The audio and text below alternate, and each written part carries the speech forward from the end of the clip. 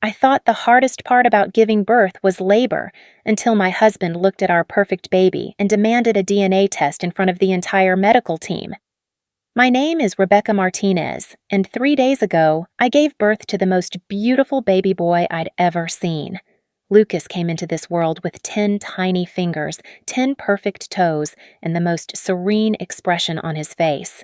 The delivery had been long, 18 hours of contractions that felt like my body was being torn apart from the inside, but the moment I heard his first cry, everything else melted away.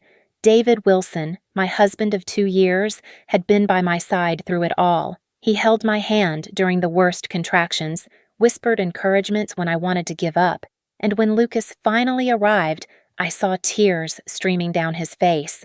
For those first precious moments, everything felt perfect. We were a family. "He's incredible, Becca," David whispered, his voice thick with emotion as he gently stroked Lucas's cheek. "Look at those eyes! He's going to be heartbreaker." I laughed softly, exhausted but overwhelmed with joy.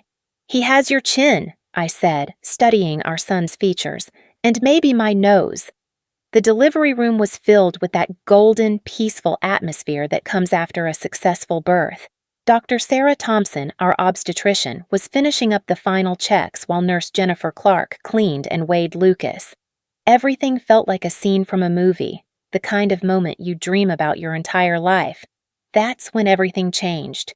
David had been cradling Lucas for about 10 minutes when I noticed his expression shift. The wonder and joy that had lit up his face began to fade, replaced by something I couldn't quite identify. He held Lucas at arm's length, studying him with an intensity that made my stomach clench. "David?" I asked, my voice hoarse from exhaustion. "Is everything okay?" He didn't answer immediately. Instead, he continued staring at our son with growing scrutiny. The silence stretched uncomfortably long, and I noticed Dr. Thompson and Nurse Clark exchanging glances. Finally, David spoke, and his words hit me like a physical blow. "We need a DNA test immediately." The room fell completely silent. The only sounds were the soft beeping of medical equipment and my own shallow breathing. Dr. Thompson froze mid-motion, her pen hovering over Lucas's chart. Nurse Clark stopped what she was doing entirely, her eyes wide with shock. "What did you just say?" I whispered, certain I had misheard him. David's face had transformed completely. The loving husband who had held my hand through labor was gone, replaced by someone cold and suspicious. He looked at Lucas again, then at me, and what came out of his mouth next nearly broke me. "He's too good-looking to be mine," he said with a smirk that didn't reach his eyes. "I mean, look at him.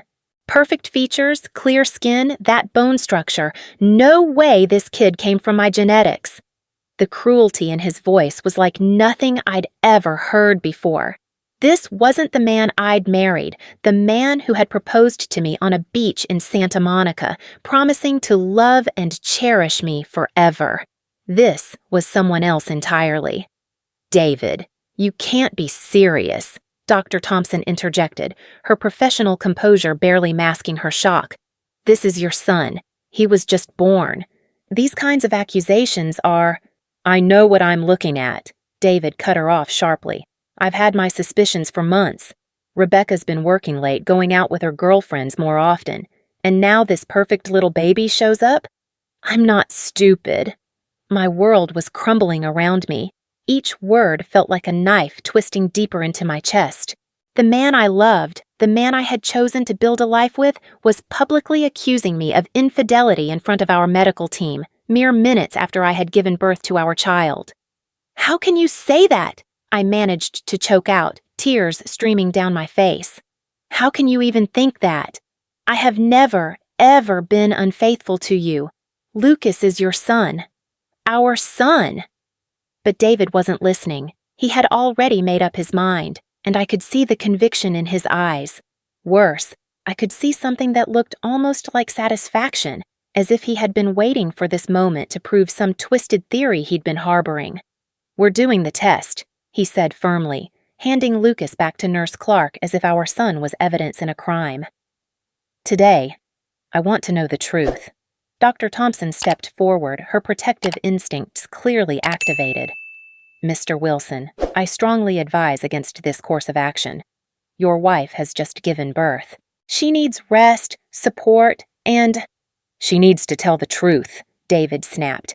And until I see DNA results proving that kid is mine, I'm not signing any birth certificate, and I'm not taking them home. The implications of his words hit me like a tsunami. He was threatening to abandon us. Right there, in the delivery room, with our hours-old baby as a witness, he was essentially telling me that unless I could prove my innocence, something I shouldn't have had to prove, he was walking away from our family. I looked at Dr. Thompson, desperate for someone to tell me this was all a nightmare. She was a woman in her 50s with kind eyes and graying hair pulled back in a practical bun. She'd delivered hundreds of babies, guided countless families through one of the most important moments of their lives. The expression on her face told me she had never encountered anything quite like this. "Rebecca," she said gently, "you don't have to agree to anything right now. You've just been through a traumatic birth experience and you need time to process." "No," I interrupted, my voice stronger than I felt. "Let's do it. Let's do the DNA test." The words came out before I could stop them. I was hurt, confused, and desperate to prove my innocence. If David needed scientific evidence to believe that Lucas was his son, then I would give it to him.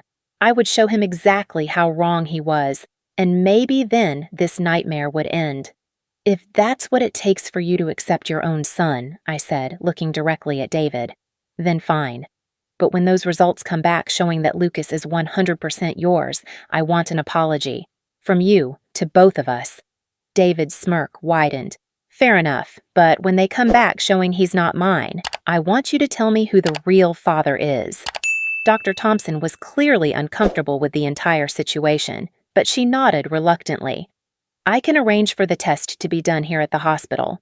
Results typically take 24 to 48 hours for a paternity test." "Make it priority," David demanded. "I want those results as soon as possible." As the medical team began the process of arranging for the DNA collection, I held Lucas close to my chest, feeling completely alone despite being surrounded by people. My son looked up at me with those innocent, trusting eyes, and I whispered promises to him that everything would be okay, even though I wasn't sure I believed it myself. The next 48 hours were the longest of my life. David barely spoke to me except to make snide comments about the upcoming results. He slept in the guest room of our small apartment, claiming he needed space to think.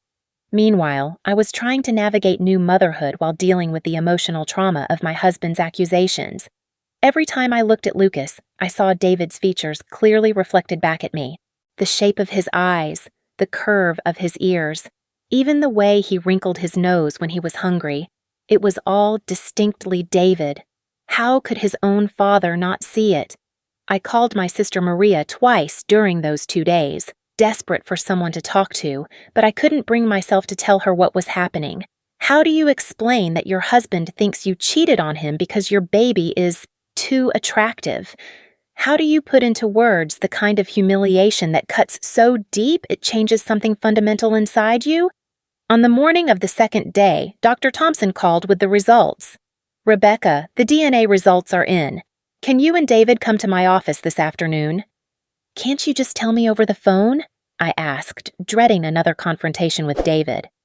"I prefer to discuss these matters in person," she said, and something in her tone made my stomach drop. "Could you be here at 3 p.m.? The drive to Dr. Thompson's office was silent except for the sound of Lucas sleeping peacefully in his car seat. David drummed his fingers on the steering wheel, and I could practically feel the smugness radiating off him. He was so convinced he was right, so certain that the test would vindicate his suspicions. Dr. Thompson's office was small but comfortable, with diplomas covering one wall and family photos scattered across her desk. She gestured for us to sit down, but remained standing herself, holding a manila folder that contained our future.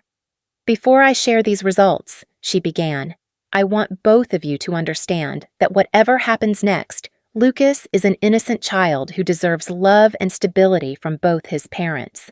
"Just tell us," David said impatiently. "Is the kid mine or not?" Dr. Thompson opened the folder and looked directly at David. The DNA test confirms that you are indeed Lucas's biological father. There is a 99.9% probability of paternity. The silence that followed was deafening. I felt a rush of vindication mixed with profound sadness. I had been right all along, but being right in this situation felt like the smallest, most hollow victory imaginable. David's face went through a series of expressions: confusion, disbelief, and then something that looked almost like disappointment. "That's impossible," he said. "Run the test again." "The test was run twice for accuracy," Dr. Thompson replied firmly. "Lucas is your son, Mr. Wilson. But there's something else we need to discuss." She closed the folder and looked directly at me, then back at David, and her expression grew serious in a way that made my heart race.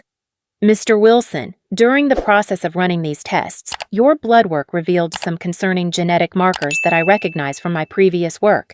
I used to consult at Cedar Grove Psychiatric Hospital, and your genetic profile matches patterns I've seen in patients with inherited disorders related to impulse control and aggressive behavior." David's face went pale. "What are you talking about?"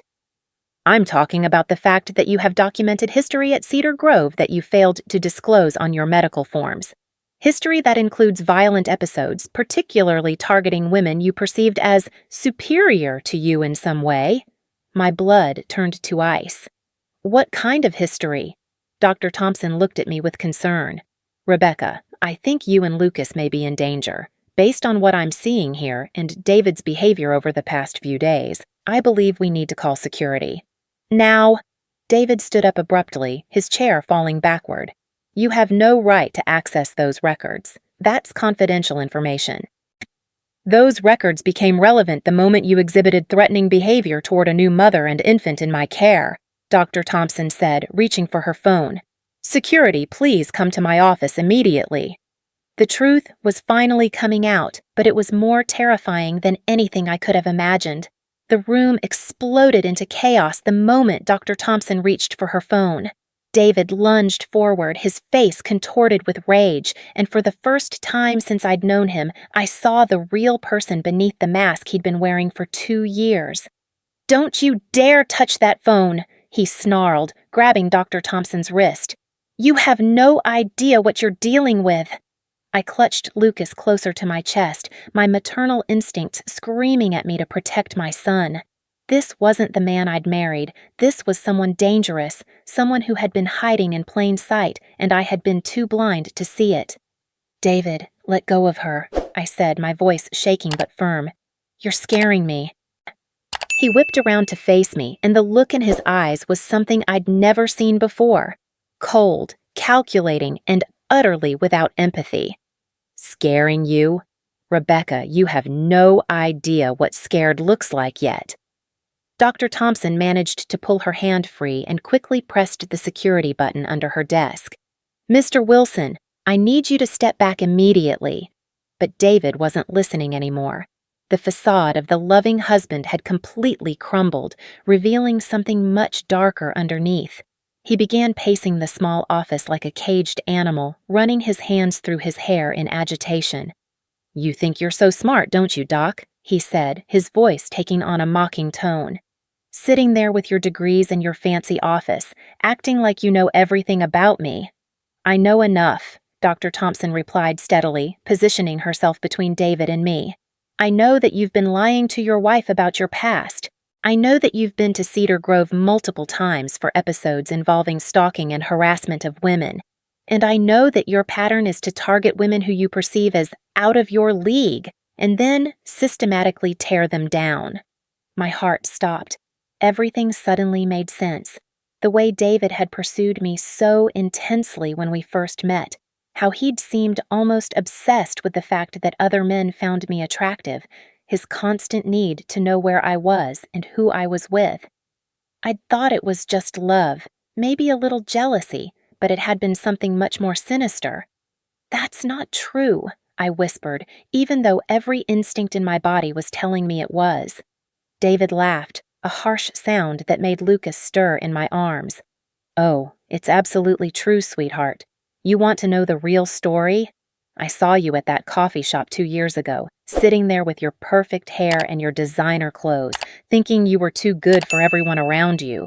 I watched you for weeks before I finally approached you. The memory hit me like a physical blow. Our chance meeting at the coffee shop where I used to work on my laptop.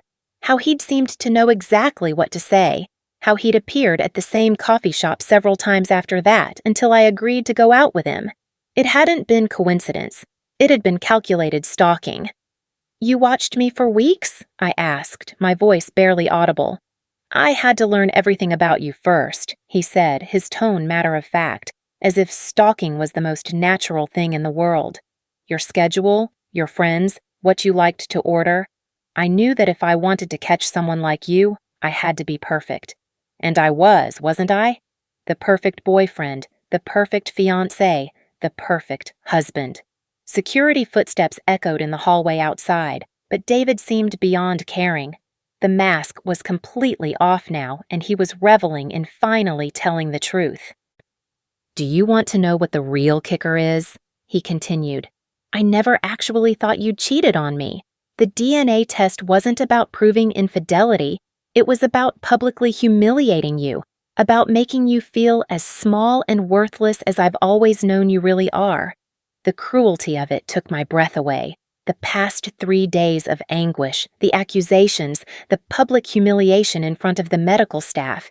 It had all been deliberate psychological torture, designed to break me down." "But why?" I asked, tears streaming down my face. "Why would you do this to me? To us?" David's expression softened for just a moment, and I caught a glimpse of something that might have been genuine emotion. "Because you were never supposed to be happy, Rebecca. Women like you, beautiful, successful, confident, you're not supposed to have perfect lives. You're supposed to suffer, and I was going to make sure you did." The office door burst open, and 2 security guards rushed in, followed immediately by a police officer who had apparently been in the building on another matter. David raised his hands mockingly, as if this was all just a game to him. "Gentlemen," he said with a sardonic smile. "Perfect timing." Officer Martinez, I caught his nameplate as he entered, quickly assessed the situation. "Dr. Thompson, what's the situation here?" "This man has a history of violent behavior and has been making threats," she said, her professional composure intact despite everything that had just happened. "I have reason to believe that this woman and her infant are in immediate danger."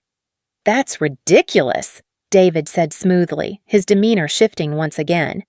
"This is just a family disagreement that got heated. My wife here has been under a lot of stress since giving birth, and I think she's been saying things to the doctor that aren't entirely accurate." I watched in horror as he seamlessly slipped back into manipulation mode, his voice becoming reasonable and concerned. This was exactly the David that everyone else knew. Charming, articulate, seemingly caring. If I hadn't just witnessed his mask slip completely, I might have believed him myself. "Is that true, ma'am?" Officer Martinez asked me directly.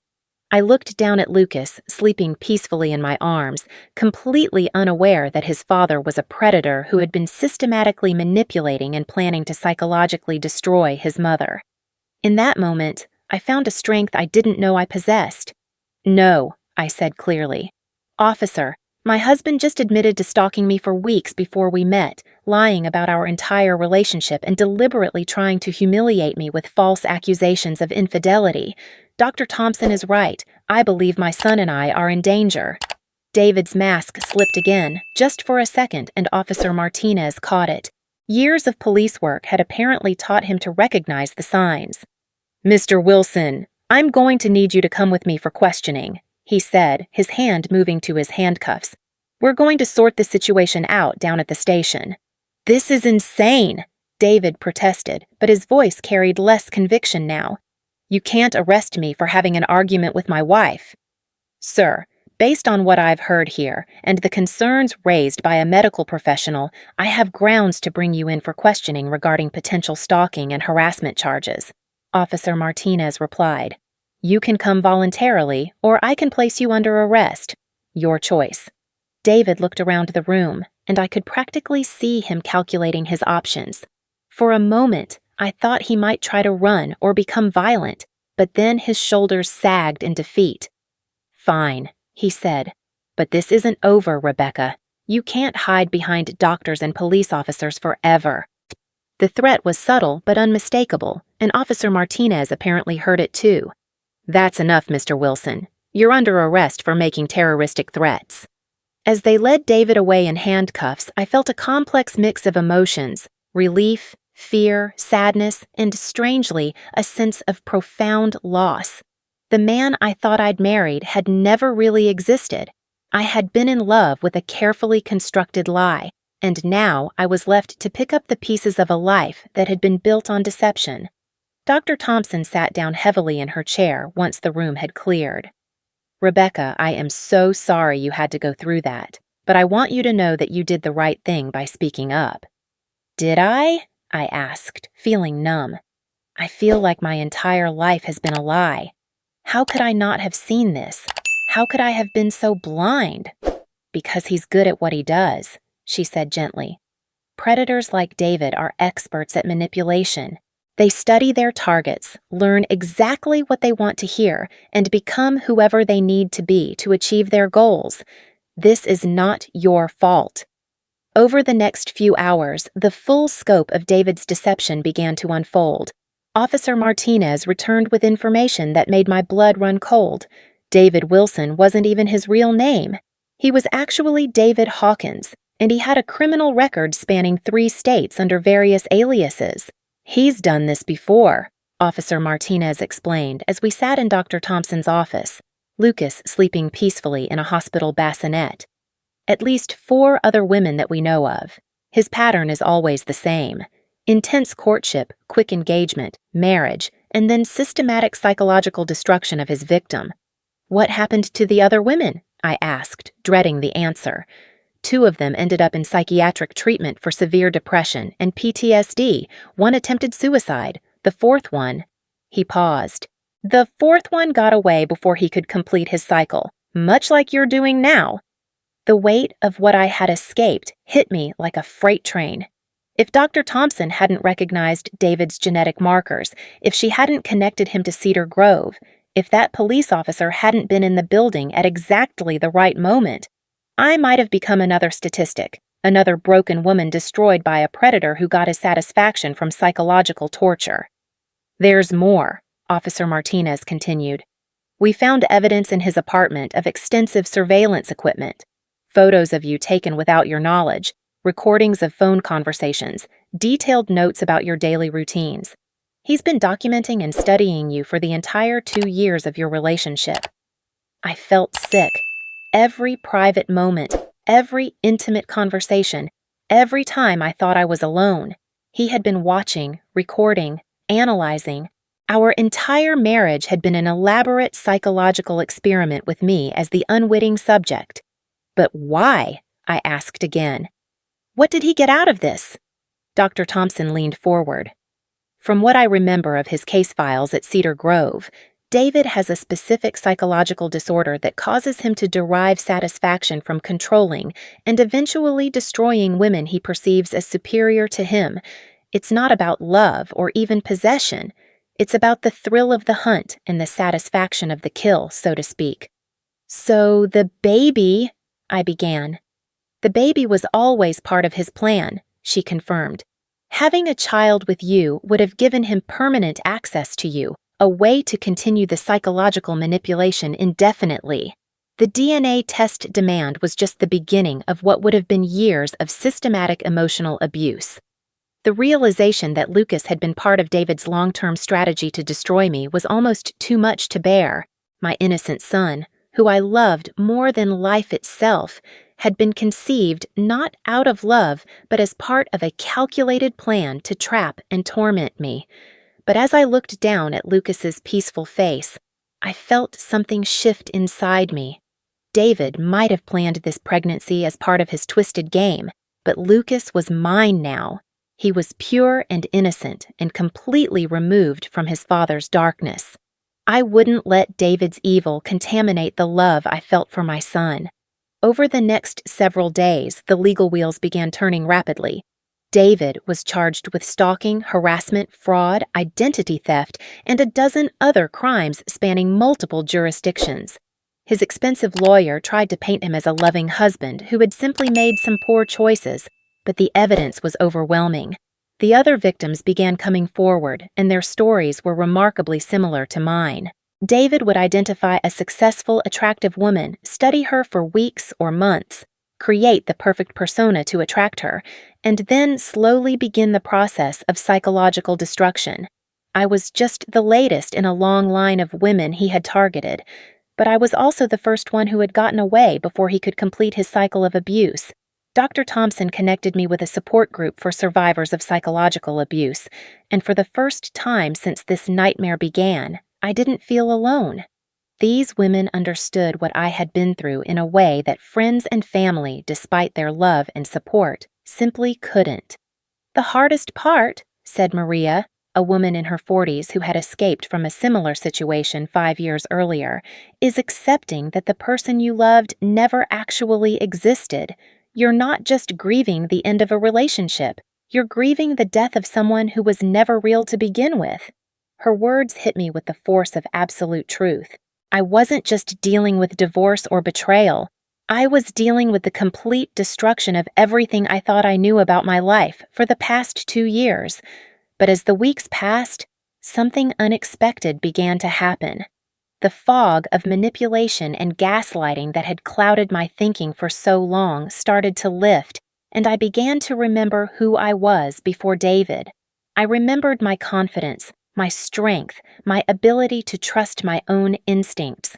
Slowly, carefully, I began to rebuild myself from the ground up. Lucas was my anchor through it all. Every time I held him, every time he smiled or reached for me with his tiny hands, I was reminded that something beautiful and pure had come out of this darkness. David might have planned Lucas's conception as part of his twisted game, but my son was going to grow up knowing only love, truth, and authentic connection. The support group became my lifeline. These women didn't just understand my experience, they showed me what recovery looked like. Some of them had been where I was years ago, and now they were thriving, building new lives based on their own terms and their own truth. "The real victory," Maria told me one evening as we watched our children play together, "isn't just getting away from them. It's remembering who you really are and refusing to let their darkness define your future." 6 months later, I stood in a courtroom and watched David Wilson, David Hawkins, get sentenced to 15 years in prison. The judge cited the systematic nature of his crimes and the number of victims as reasons for the lengthy sentence. As they led him away, he looked back at me one last time, and I saw nothing in his eyes but cold calculation, even in defeat. But I wasn't the same broken woman who had been manipulated and terrorized in Dr. Thompson's office. I was stronger now, clearer about who I was and what I deserved. I had built a new life for Lucas and myself, surrounded by people who genuinely cared about us and supported our healing. I had learned to trust my instincts again, to recognize authentic connection from manipulation, and most importantly, I had learned that real family isn't about blood or biology. It's about the people who show up for you when everything falls apart and help you rebuild your life from the ashes.